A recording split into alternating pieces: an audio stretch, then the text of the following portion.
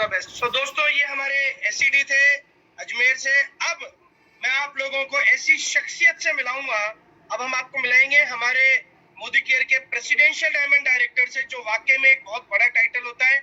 SED तक आप पहुंच सकते हैं, बट प्रेसिडेंशियल डायमंड डायरेक्टर के अंदर आपके अंदर अपने आप एक लीडरशिप क्वालिटी डेवलप होती है, क्योंकि एसईडी तक इतनी ना सुनते हैं तो प्रेसिडेंशियल डायमंड डायरेक्टर तक बहुत ना सुननी पड़ती है। और मैं अब आज आपको ऐसे कपल से रूबरू कराऊंगा जो मोदी केयर में, एंटायर मोदी केयर के अंदर बहुत हार्ड वर्किंग कपल है, बहुत ऑनेस्ट कपल है, अपनी टीम को अपने बच्चों जैसा रखते हैं, क्योंकि मैंने उनके साथ काफी काम करा है।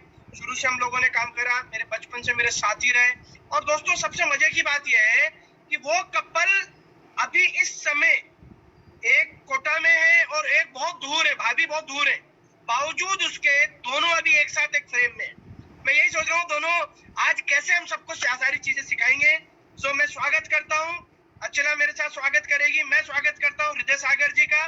सो मैं उनको अनम्यूट करता हूँ, हृदय सागर जी को। और अर्चना बुलाए हमारी प्यारी भाभी।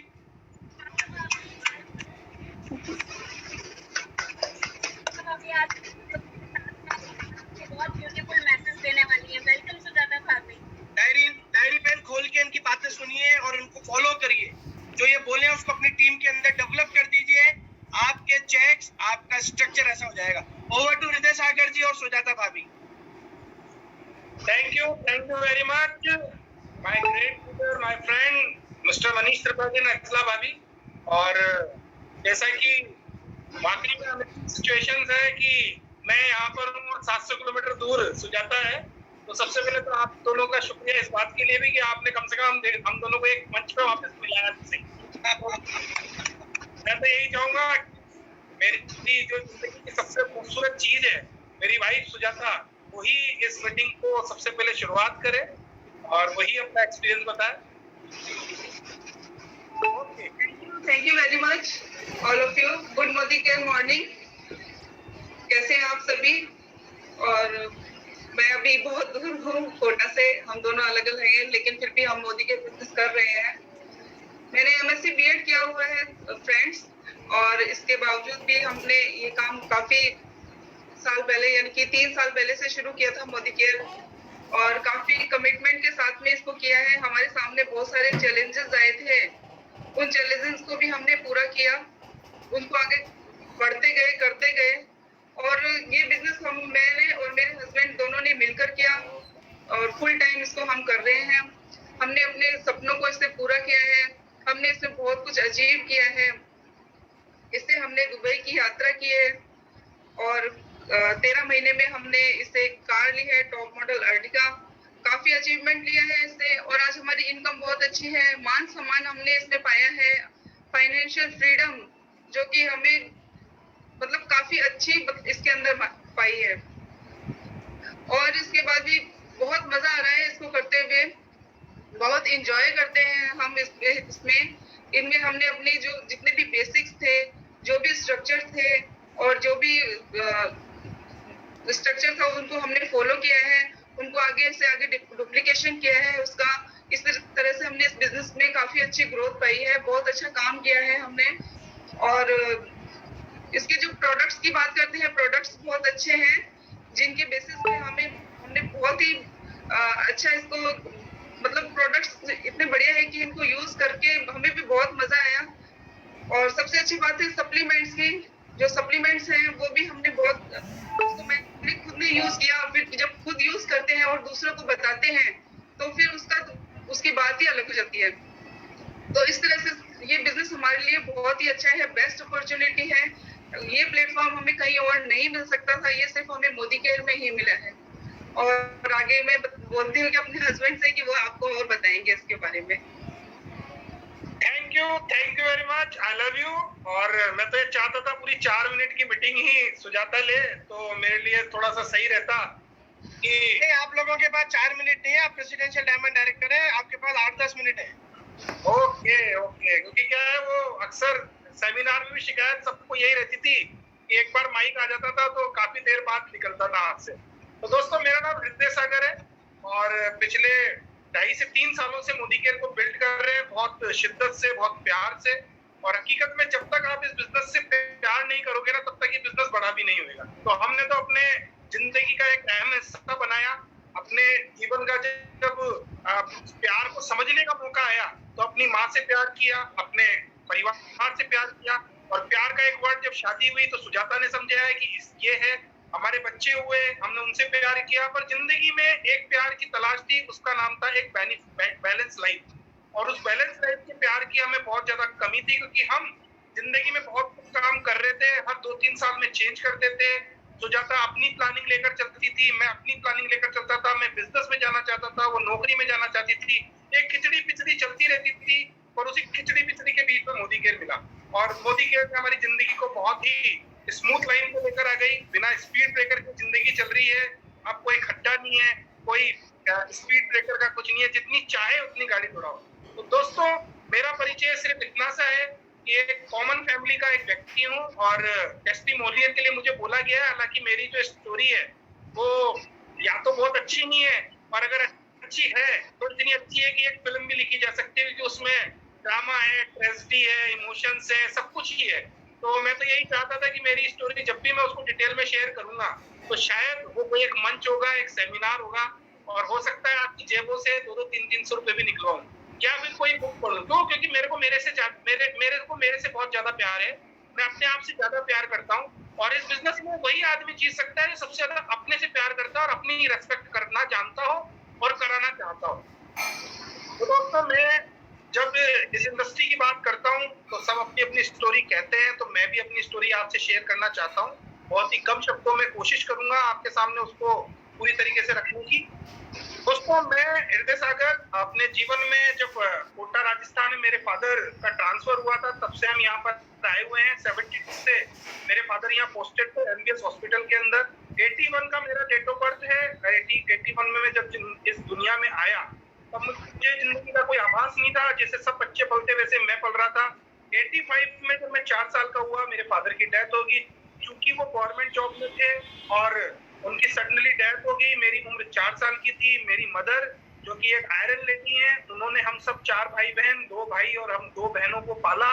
अच्छी एजुकेशन देने की पूरी कोशिश करी, पर चूंकि एक छोटी सी इनकम में, क्योंकि आज की डेट में गवर्नमेंट जॉब बहुत खूबसूरत लगती है, पर जब मैं बात आपसे करूं 85 से लेकर 2000 के दौर की, जहां पर हमने अपनी जवानी के उम्र में पढ़ रहे थे, उस टाइम पे गवर्नमेंट कर्मचारी की बहुत ही विकट स्थिति होती थी। उसको 6-7 हजार रुपए मिला करते थे, उसमें वो जिंदगी को सर्वाइवल किया करता था। तो हम 4 भाई बहन मिला के 5 जनों के परिवार में वो 7,000-6,000 से कुछ हो नहीं रहा था। तो मैंने जिंदगी में एक लेसन अपने आप से ले लिया था कि कुछ भी करना पर जॉब नहीं करना। ये अपने आप से मैंने संकल्प किया था।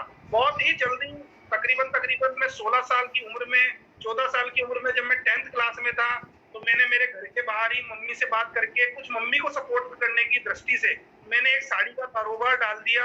और हम कुछ इंदौर और रतलाम से साड़ियां लेकर आते थे, 40-40, 50-50, दोनों मम्मी और मैं ट्रेन से जाके लेकर आते थे और घर के बाहर लेकर बैठते थे। रोजाना शाम को जब मैं स्कूल से आया करता था, मैं साड़ियां बेचा करता था। बहुत अच्छा इनकम चल रहा था। मम्मी जब हॉस्पिटल में रहती थी तो वहां पे अपनी फ्रेंड से बात कर लेती थी और मुझे घर पे फोन करके बोलती थी। तो मैं यहाँ से ऑटो के द्वारा, टेम्पो के द्वारा 10-20-30 साड़ियां लेकर चला जाता था, वहां भेज दिया करता था। पर कहीं ना कहीं कुछ लोग होते हैं जो नेक पुलिंग करते हैं, कुछ लोग होते हैं जो आपको हमेशा खींचना चाहते हैं। तो किसी व्यक्ति ने मेरी मदर से ये कह दिया कि बच्चे का 10th का साल है, इसको जॉब करानी है, इसको इस तरह के बिजनेस में मत डालो, अगर इसने पैसा देख लिया तो पढ़ना बंद कर देगा, तुम इसको इस तरह के काम है। मेरी मम्मी ने इमीडिएट उनकी बातों में आके वो बिजनेस बंद करवाया मेरा और कहा कि तुम्हें पढ़ना है।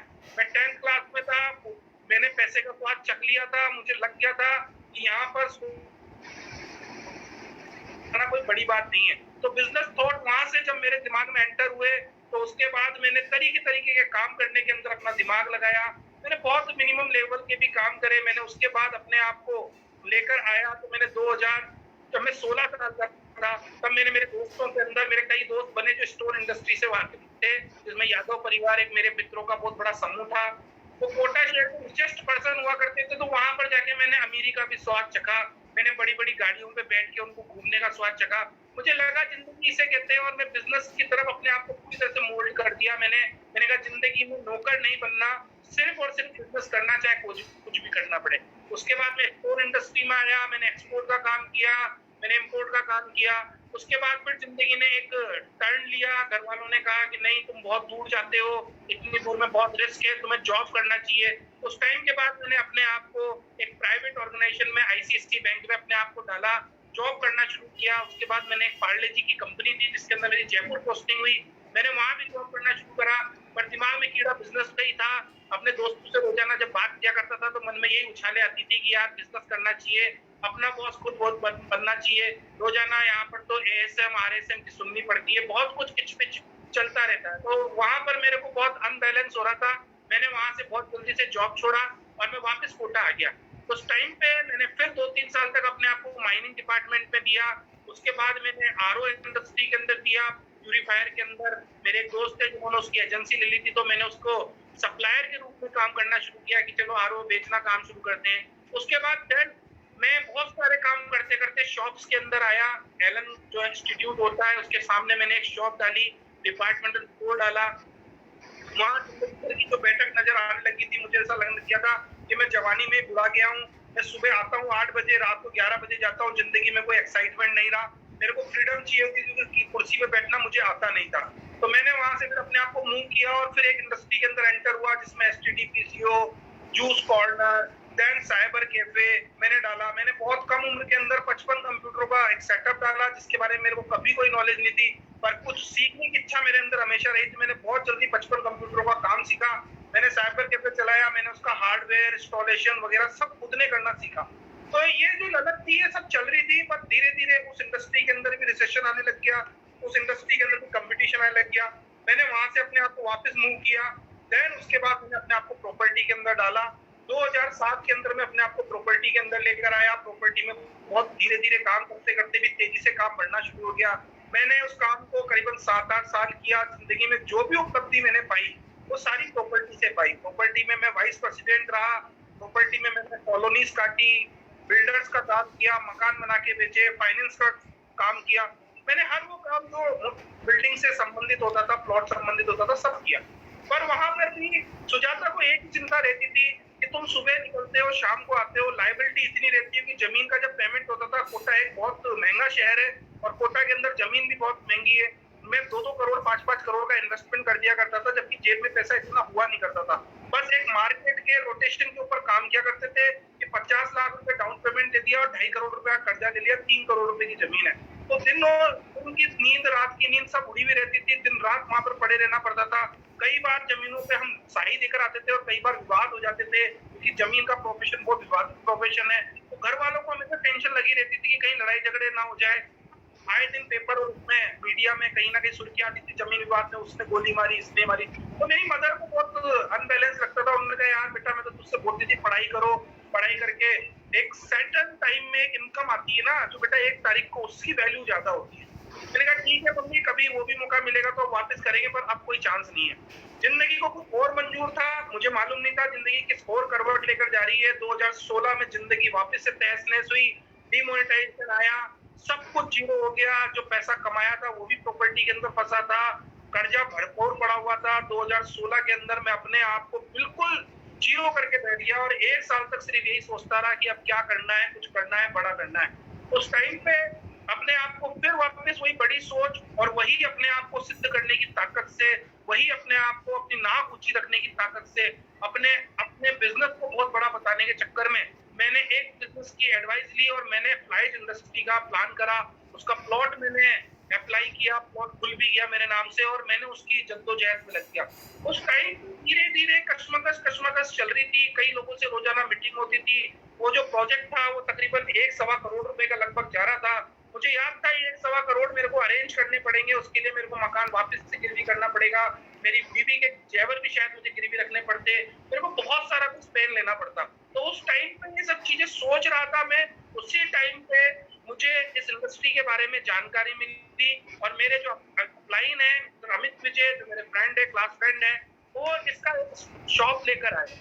जब मैं उनके पास गया और मैंने पूछा यार ये काय की शॉप डाली है, किस तरीके का प्रोजेक्ट है, तो उन्होंने मुझको बताया यार ये इस तरीके का प्रोजेक्ट है। उस दिन मेरी मुलाकात फिर उन्होंने जितेंद्र भैया से कराई और हम जितेंद्र भैया के पास गए। चूंकि मैं जितेंद्र भैया को पहले से जानता था क्योंकि मैंने उनके साथ एमबे कंपनी में काम किया था मात्र 3-4 महीने। और उस कंपनी को करने के बाद मैंने वहां से बहुत एजुकेशन ली थी, क्योंकि डायरेक्ट सेलिंग के अंदर एजुकेशन सिस्टम बहुत बढ़िया होता है। तो वहां पर मैंने उनसे जो सीखा था वो मेरे जिंदगी के काम आ रहा था, तो मैं उनको हमेशा यही मानता था कि ये मेरे मार्गदर्शक हैं। तो मैंने जितेंद्र भैया से जब गया तो जितेंद्र भैया ने मुझे पहचान लिया, मैंने उनको पहचान लिया, हमारी बात शुरू हुई और जिंदगी में जो एक राउंड वो उस वक्त वॉक का लगा रहे थे, वो राउंड में उनके साथ लगा के आया और उन्होंने मेरी जिंदगी को एक परिवर्तन के दौर पे लेकर आ गए, एकदम चेंज कर दिया। उस टाइम पे मेरे को कुछ समझ में आ नहीं रहा था, उन्होंने मुझको बोला कि जिंदगी में अगर कुछ बड़ा करना है, मोदी केयर में ये होता है, मैं इतने टाइम से कर रहा हूँ, मेरा ये मकान देखो, मेरी जिंदगी देखो, मैंने अपनी नौकरी छोड़ दी, जो नौकरी लोग पाने के लिए करोड़ लाखों रुपए की रिश्वत दे दिया करते, मैंने वो नौकरी के लाभ बांट दी और आज मेरी लाइफ स्टाइल ये। मैं बहुत उनके इम्प्रेस हुआ और मैंने कहा चलो ये ठीक है। चूंकि ये बिजनेस की अप्रोचिंग काफी टाइम से मनीष जो मेरे फ्रेंड हुआ करते थे, मनीष जी, वो भी मुझे अप्रोचिंग हमारी हुआ करती थी, पर कई बार वो मुझे अप्रोच किया करते थे, मैं वहां से पतली गली से निकल जाया करता था। कई बार वो फोन किया करते थे तो मैं वहां से भी निकल जाया करता था। तो फिर हम दोनों ने एक डिसाइड किया कि अब एक बार जरूर मिलेंगे। फिर मैं उनके घर पे गया, वहां पर बैठ के हमने बात करी, समझा इस कॉन्सेप्ट को, और कॉन्सेप्ट को जब समझा तब मुझे लगा कि हाँ कुछ करने लायक है, और वहीं से मेरी इस बिजनेस की इंडस्ट्री की शुरुआत हुई। देन मैंने इसके अंदर फास्टा डायरेक्टर किया और उसके बाद मैंने अपने को जब इस बिजनेस के अंदर डाला तो मैं सुरेखा दीदी से मंदसौर मिलने गया। मंदसौर मुझे मनीष भैया और अचला भाभी से मुलाकात होने के बाद जब मुझे कन्विंस किया गया कि आपको इनसे मिलना चाहिए, जितेंद्र भैया भी जा रहे हैं, तब हम लोग मैं कन्विंस हुआ, उनका चलो चलते हैं। अगले दिन मॉर्निंग टाइम में मैं ये दीदी के पास गया और वहां पर मिल के आया। दोस्तों मेरी तो दोनों ही अपलाइन जीपीटी हैं, मेरे तो डेमो का भी चैलेंज था, मेरे को डेमो भी मैं बहुत फक्र से नाम लेना चाहूंगा, मेरे फ्रेंड भी बहुत अच्छे हैं, मिस्टर सुरेश कुमार सोनी जी, जिन्होंने मेरे को इस पे डेमो दिखाए और मुझे इस बिजनेस के बारे में बताया। तो मैं वहां से इंप्रेस हुआ कि एक पंचर वाले व्यक्ति इस बिजनेस से 1.25 लाख रुपए की इनकम ले रहे हैं, तो मैं तो उनसे ज्यादा एजुकेटेड हूँ, उनसे ज्यादा समझदार हूँ, इतना सारा व्यवहार है, सब कुछ है। तो मैंने फिर अपने आप को इस बिजनेस के अंदर पूरी तैयार किया, सुरेखा दीदी से मिल के आया, सुरेखा दीदी ने मेरे हर डाउट को क्लियर किया, उन्होंने समझाया कि इस बिजनेस की पोटेंशियल क्या है, और वहीं से मैं मिलकर निकल पड़ा। मैं बहुत शुक्रगुजार हूँ मिस्टर जितेंद्र भैया का, जिन्होंने पग पग पर मुझे इस बिजनेस के बारे में समझाते गए, माइनर से माइनर मुझे एजुकेशन दी, और मैं सबसे ज्यादा दिल से शुक्रिया अदा मेरे मित्र, मेरे भाई मिस्टर मनीष त्रिपाठी और अचला भाभी का करना चाहूंगा, जिन्होंने वाकई में दोस्त बन के, अपलाइन बन के, एक मार्गदर्शक बन के मेरे साथ हमेशा खड़े रहे, डटे रहे। जिंदगी के बहुत फेज आए, जिंदगी में बहुत संकट आए, जिंदगी में बहुत उलझने आई, पर वहां पर हर जगह पर वो मेरे साथ एक मेरे भाई बन के, एक मेरे दोस्त बन के खड़े रहे और यही बोलते रहे कि इस बिजनेस का यही फेज है, इस बिजनेस में तो जितने संकट झेलेगा वो उतने पैसे कमाएगा। दोस्तों हकीकत में मेरे को ये बात उस वक्त भी समझ में आई थी, क्योंकि मैंने ऐसा नहीं था कि मैं सोने की चम्मच, चांदी की चम्मच लेकर पैदा हुआ था। मैंने जिंदगी में बहुत संकट झेले थे और उन चीजों को झेलते ही इस मुकाम पे पहुंचा था। मैं मेरी जिंदगी में उस वक्त भी बहुत कंफर्ट लाइफ में जी रहा था, तो मुझे तो संकट और परेशानी लेने की आदत सी पड़ चुकी है, क्योंकि मेरे को इसका फ्रूट समझ में आ गया है, मुझे इसकी साइंस समझ में आ गई है।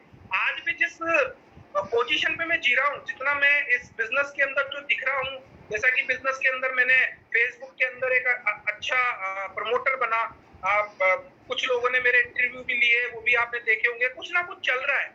वो चलने के साथ साथ, उस भूचाल के साथ साथ अंदर भी बहुत कुछ चल रहा है, अंदर भी इतना सब कुछ चल रहा है कि बहुत कुछ करना है इस इंडस्ट्री में, बहुत कुछ पाना है इस इंडस्ट्री में।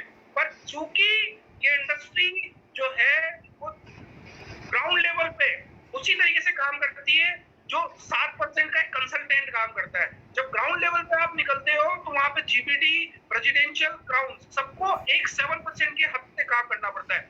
जो 7% वाला चैलेंज भोगता है ना, वही फील्ड में जीपीडी को भी भोगने पड़ते हैं, वही प्रेसिडेंशियल को भी भोगने पड़ते हैं। दोस्तों मैं अपनी बात को विराम अभी दूंगा और इसमें मैं एक ही मैसेज देना चाहूंगा। दोस्तों अगर मोदी केयर अगर आप कर रहे हैं तो सबसे पहले तुम सिस्टम पे विश्वास करिए। अगर इस सिस्टम पे आपको विश्वास नहीं है तो कुछ नहीं हो पाएगा, आपकी अपलाइन की मोटिवेशन से कभी भी आप आगे नहीं जा पाएंगे। आपको इस सिस्टम पे खुद का ट्रस्ट बनाना पड़ेगा। दूसरा, डे बाय डे आपको मीटिंग्स करनी पड़ेगी, क्योंकि इस बिजनेस में मीटिंग और लोगों का बिजनेस है, लोगों को आपको लाना पड़ेगा। अब ये बात पक्की है कि कई बार लोग जब आते नहीं है तो अंदर से नेगेटिविटी का संचार होने लग जाता है, आप कहने लग जाते हैं यार मेरी किस्मत खराब है मेरे से।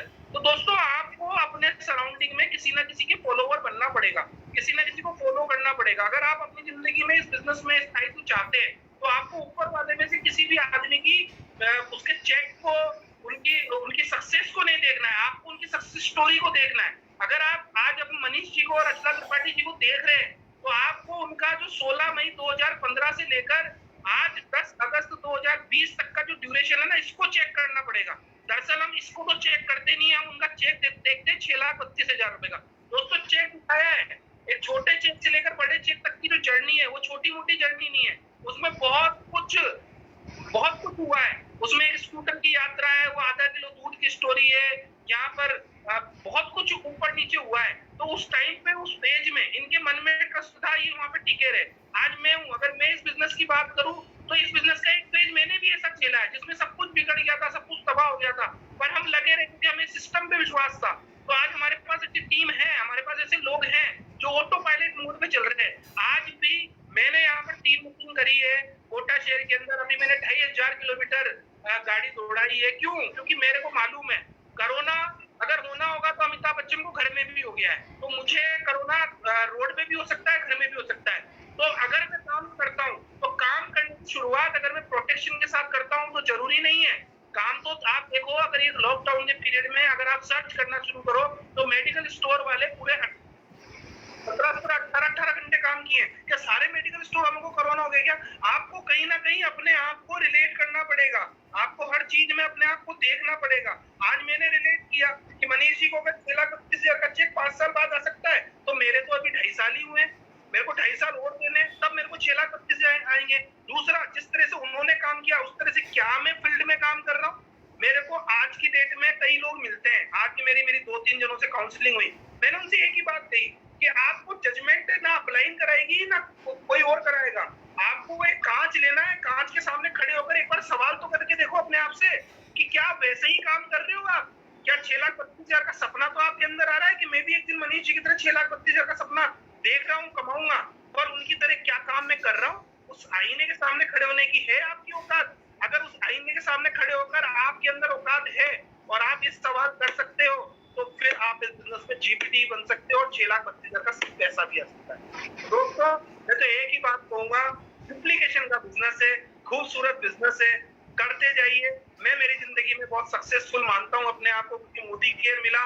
सबसे अच्छी बात यह है इस बिजनेस में कोई कंपटीशन नहीं है, इसमें सब लोग प्यार मोहब्बत से रहते हैं। अपलाइन भी साथ में है, डाउन लाइन भी साथ में, क्रॉस लाइन भी साथ में। मेरी क्रॉस लाइन से सबसे ज्यादा अच्छे रिलेशन है, मेरी क्रॉस लाइन से मुझे बहुत मोहब्बत मिलती है, मैं उनसे मोहब्बत करता हूँ। तो एक परिवार, क्योंकि ये विन विन सिचुएशन पे काम करता है, जीतो और जिताओ पे काम करता है।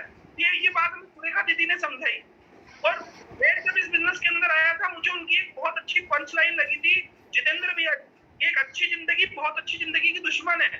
तो मैं एक अच्छी जिंदगी जी रहा था, मुझे मालूम था, मेरे पास सियाज कार थी, मेरा बैंक बैलेंस था, मेरे पास सब कुछ था, कर्जा भी था तो सबके ऊपर था तो मेरे ऊपर भी था, इसमें कोई बड़ी बात नहीं थी। पर मुझे ये चिंतन था कि 2 साल में अगर कोई नाव को डूबने के लिए लहर की जरूरत नहीं है, उस नाव के अंदर अगर एक छेद होता है ना तो नाव को डुबा देती है। बड़े बड़े राजा महाराजाओं का पैसा एक लीकेज में ही खत्म हो जाते हैं। तो आप ही समझने की कोशिश करो कि अगर मैं भी अपनी अच्छी जिंदगी को रोता रहता कि नहीं मेरे पास तो बहुत अच्छी, मैं क्यों आऊं, तो आज मैं बिल्कुल फकीर होता। क्यों? क्योंकि मैंने जब मोदी केयर स्टार्ट किया था मेरे दोस्तों ने चैलेंज डाल दिया, मेरे लोगों ने मेरे चैलेंज डाल दिया, मेरे साथ जो प्रॉपर्टी के काम करते थे उन्होंने किया कैसा काम करने लग गया, जेल साबुन का बिजनेस है ये। और जिस दिन मैंने इसका डेमो किट उठाया था, मुझे मालूम नहीं है वो डेमो किट आपके लिए 1 किलो का था, 2 किलो का था, 3 किलो का था, 10 किलो का था, 15 किलो का था, मेरे लिए वो 500 किलो का था। क्योंकि जब मैं उसको सियाज के ऊपर रख के लेकर जाता था और लोगों को जाके तेल साबुन पेस्ट के डेमो दिखाता था तो आदमी वो कहता था तू क्या पागल हो गया है क्या, तूने कौन सा काम शुरू कर दिया, तेरी प्रोफाइल को ये होता है क्या, डिजर्व करता है क्या? मैं उनसे एक ही बात कहता था, यार मुझे बिजी रहना आता है, फ्री रहना नहीं आता। मेरे को ये रोजाना बैठ के आप लोगों की तरह लूडो खेलना नहीं आता ऑफिस में बैठ के, मुझे काम करना है, मुझे ये काम अच्छा लग रहा है, मैंने कोई नौकरी तो करी नहीं है, मेरी मर्जी आएगी जैसे करूंगा। तो मैं ऐसे करके उनसे जिरा करके निकल जाता था काम करने।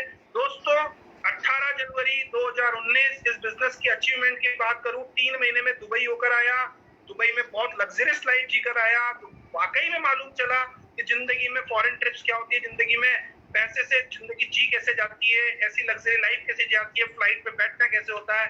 6-7 महीने बाद जब इसका प्रेसिडेंशियल डायरेक्टर का टाइटल लिया तो वाकई में मजा आया क्योंकि इतने लोग सम्मान करते हैं, गले से ऊपर तक की मालाएं होती हैं, लोग तालियां बजाते हैं, क्योंकि ये सम्मान कभी दिख नहीं रहा था। हर जगह पे कंपटीशन था, हर जगह पे टांग खींचने वाले लोग थे, तो वहां पर उसको देख के बहुत मजा आया।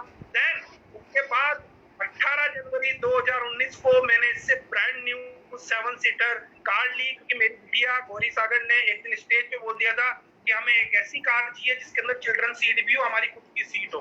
तो वो सियाज के अंदर 5 सीटर थी, तो मैंने ड्रीम देखा था कि अगर बच्चे के निकल गया तो डेफिनेटली मुझे ये लानी है।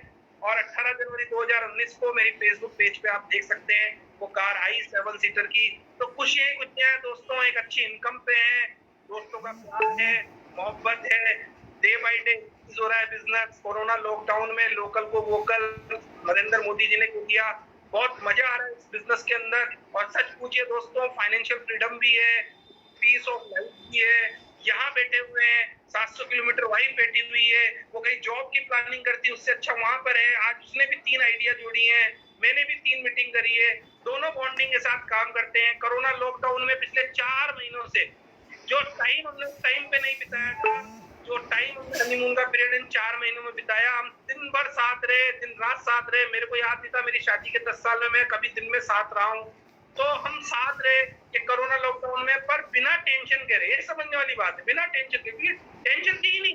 जो पैसा था वो नीचे जा रहा था। जूम मीटिंग बहुत अच्छा मंच, मनीष जी ने इतना बढ़िया मंच लाके दिया कि हम लोगों को बहुत एजुकेट किया। तो जूम मीटिंग में मीटिंग होती है, एंटरटेनमेंट होने लग गया था, लोगों से मिलने लग गए थे, बात करने लग गए थे, दिन भर टाइम पास हो जाता था, सब लोगों से मिलते थे, टाइम पास क्या था, बिजनेस भी हो रहा था और पैसा भी आ रहा था। तो ये सब चीजें जब अच्छी लगने लगी तो मजा आ गया दोस्तों। और शुक्रिया था आप सभी का। और मैं तो यही कहूंगा आप सभी लोगों से, कमिटमेंट के साथ, कंसिस्टेंसी के साथ, विश्वास के साथ, सबसे पहले आपका ट्रस्ट जरूरी है इस बिजनेस में। पहले तो आप आना मत इस बिजनेस में, पर आना तो पूरा ट्रस्ट करके आना, फिर छोड़ना मत इस बिजनेस को 3 साल तक। 3 साल करते रहना, और 3 साल बाद जब इस बिजनेस का स्ट्रक्चर आपके अकॉर्डिंग बन जाए तो 2 साल उस स्ट्रक्चर को डुप्लीकेट करने के लगना। 5 साल का मिशन है मेरी नजर में, 5 साल बाद 5 लाख कहीं नहीं गए। Thank you very much. Back to us. Thank you Manish भैया, थैंक यू अंशला भाभी। अभी और टाइम है क्या हमारे पास? हेलो,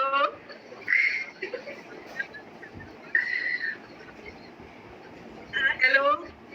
अभी आज आपने और सागर भैया ने मिलकर जबरदस्त समा बांध दिया। इतने प्राइवेटली इतने अच्छे मैसेज आ रहे हैं आप लोगों के लिए। भैया ने जो अपनी लाइफ स्टोरी शेयर की, जबरदस्त, इतने सारे बिजनेसेस किए और किस तरह से एक हिम्मत और हौसले के साथ आपने इनका साथ दिया। दोनों की वास्तव में जितनी तारीफ की जाए उतना कम है। और अभी तो ये हमारी शुरुआत है। इस सफलता के साथ आपने यहाँ तक पहुंचे हैं और आपकी सफलता सचमुच कई लोगों को आगे लेके जाने वाली है। आप दोनों को बहुत बहुत धन्यवाद इस जूम मीटिंग में आने के लिए और wish you all the best. Thank you very much. जबरदस्त आपने मैसेज आ रहे हैं। हमारे सीए साहब ने लिखा है जोरदार मोटिवेशनल सेशन। मैसेज आया है कि एक इनका इवेंट अलग से कराया जाए। तो दोस्तों, ये जो भी आपने स्टोरी देखी है, सुनी है, भी कहीं ना कहीं अपने आप को आप इस स्टोरी में फिट करिए। लगता है ऐसा ही है जैसा भी इन्होंने बोला कि सफलता तो लोगों को दिखती है, मगर सफलता के पीछे के पन्ने नहीं दिखते। और वही चाहे जीपीडी हो, चाहे आरबीडी हो, चाहे प्रेसिडेंशियल हो, 60% के लेवल पे जो लोगों को चैलेंज आते हैं वही सबको आते हैं। मगर सोचना मुश्किल है, करना आसान है। तो थैंक यू आप दोनों को। आप लोगों ने बहुत अच्छे तरीके से सारी चीज बताई, धन्यवाद। और मैं दोस्तों अगले हमारे जो स्पीकर हैं, अगले